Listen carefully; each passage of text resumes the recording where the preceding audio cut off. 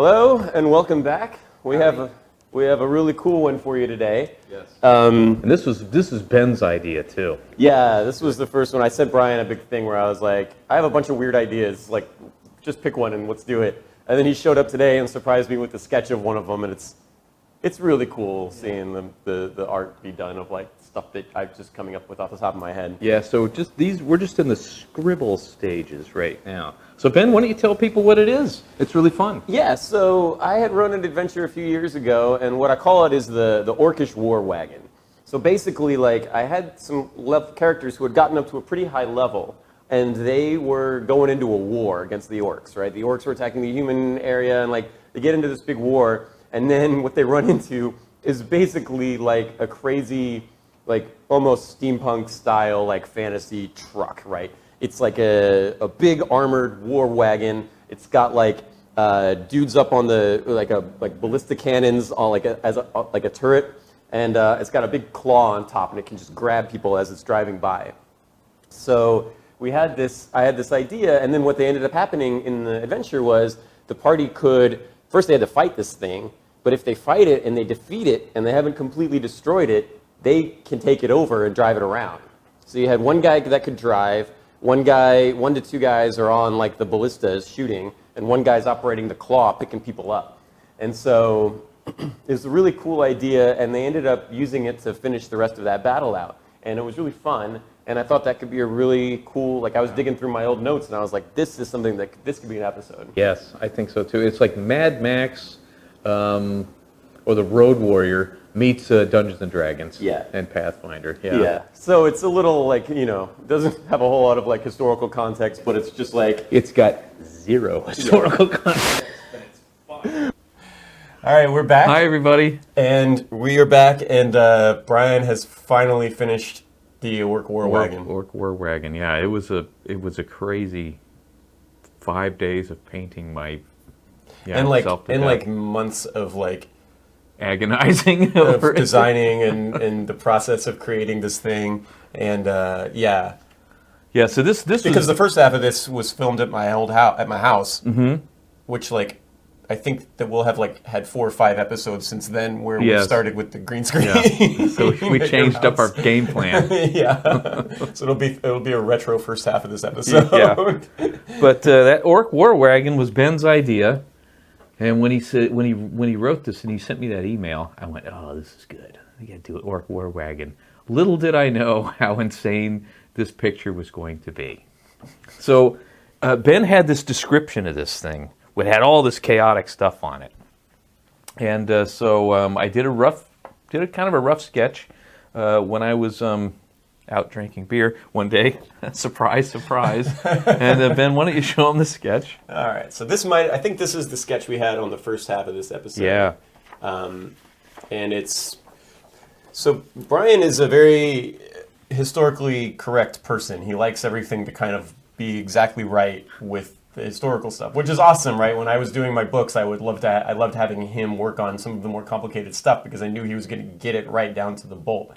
And the problem with this is that not only this is not a real thing, but nothing even close to this existed at any point. It's you trying to mash up the Steam Age with like a tank, with like World War I, with like medieval stuff. And I broke Brian's brain. Yeah, Ben broke me. I'm still in recovery. But you said this was a mix between like a steam engine and a World War I tank? Yeah, I first had the idea of kind of a World War I tank, and I found it was like a steam-powered tractor from like the late 1800s. Wow. And so I based it on that, and then that's where we get the sketch. And then I had to draw it in perspective and came up with this idea. Ooh. Here's the basic kind of concept of the war wagon. Added in the cow catcher at the front, which is awesome. Put a cow catcher in there, but I didn't like that cow catcher. So I had to draw another one. So I love the ballista on the top. It's so cool. Thank you. So to remind you, like we're looking at... actually, this is the next one I did, Ben. We skipped it. So this is the one in perspective. Yeah. Oh, I see. And we'll show these to you guys. We'll get some scans of this. Yeah. So it's a ballista, It's a driver, a ballista, a couple of gun ports, and the claw. Yeah, so these guys, these gun port, they're the little windows and stuff. They're shooting crossbows out of it. So Yeah. you can fit probably a crew of 5 or 6 people or orcs inside this thing. And then let's see. Then I didn't like, and then I blew it up and did the big drawing.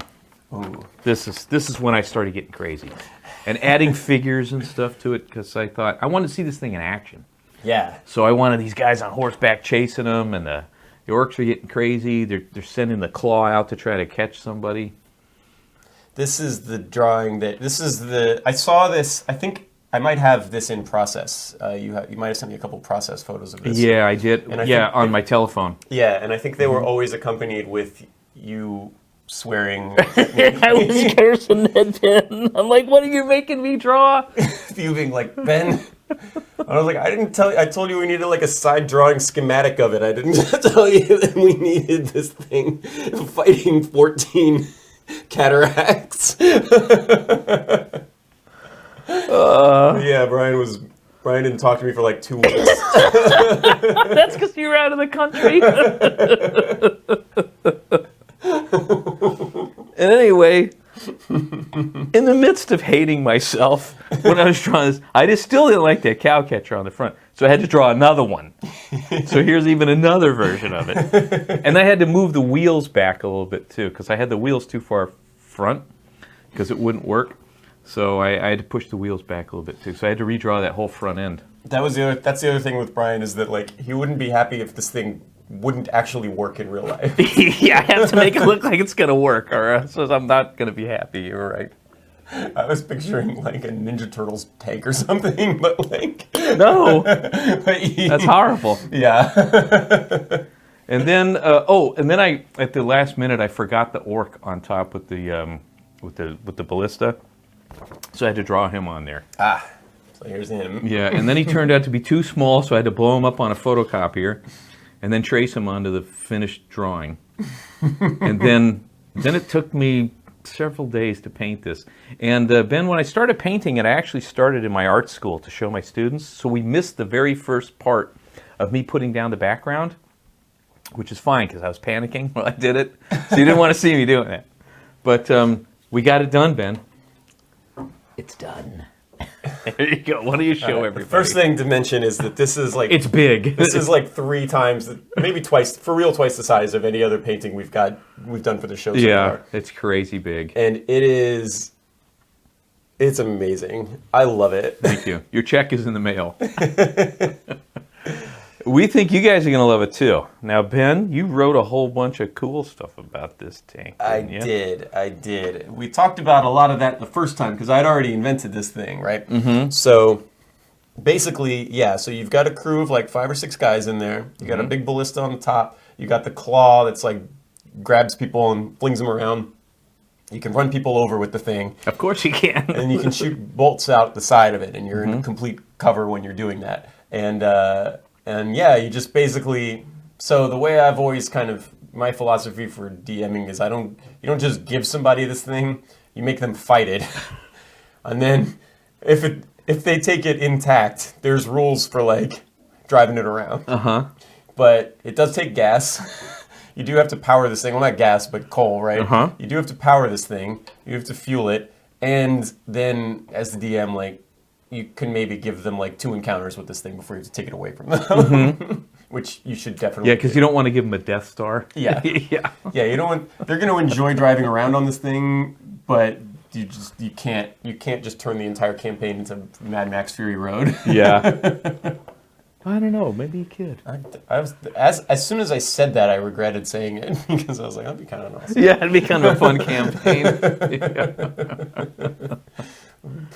Guys drop. That's the next one we should do. You should paint that. You should paint this in a Mad Max with 10 other orc war wagons driving up beside it. No.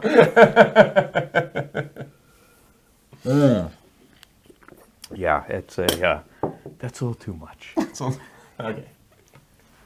It's the first But, this is episode 1 in our series of orc war tanks.